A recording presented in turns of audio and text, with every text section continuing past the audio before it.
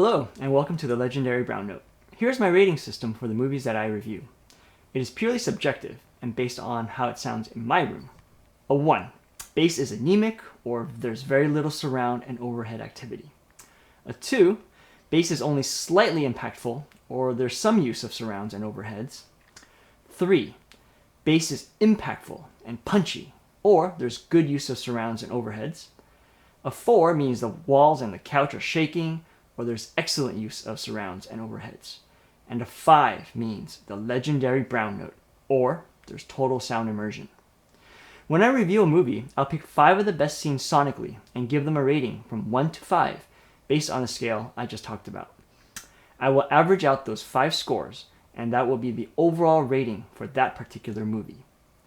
I will put it on a leaderboard and see which movies attain legendary status. Link below to the ever-growing list of movies. Hope you find this useful. Alright, a note about my reviews. I will always use bass EQ whenever there is one available. It basically makes the movie soundtrack's full range, giving it plenty of punch under 20 Hz. I still believe that the scenes I choose to review will still sound great, even without bass EQ. You will know I'm using a bass EQ file because I'll put up a graphic like this one right before the movie. Credit goes to Aaron7AWOL from AVS Forum for making these graphs. I'll put a link in the description below, taking you to the forum thread. Another thing that might be different in my reviews is the window that you see on the bottom right of my reviews. It is a real-time analyzer that displays a graph of how loud each frequency is being played. All measurements are taken with a UMIC 1.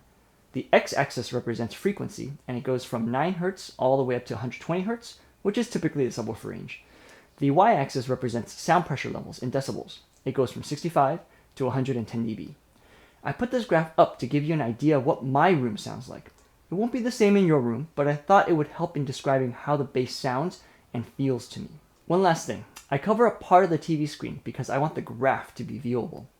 I know the sound isn't great, but that's because I want you to go watch the movie on your system and see if you hear and feel the same things that I hear and feel. That and my mic just doesn't have the dynamic range. I would love to hear back from you and see what your thoughts are. Thanks for watching.